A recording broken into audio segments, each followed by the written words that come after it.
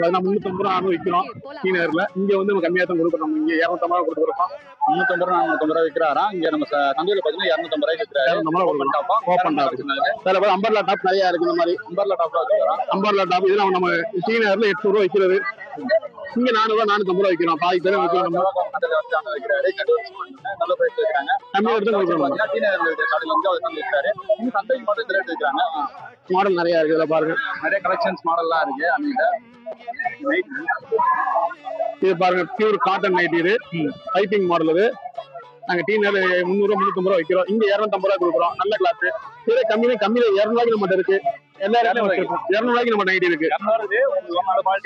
நல்ல காட்டன் சிங்காக 250 வருது. இதுல பியூர் காட்டன் தான். மிக்சிங் கிடையாது.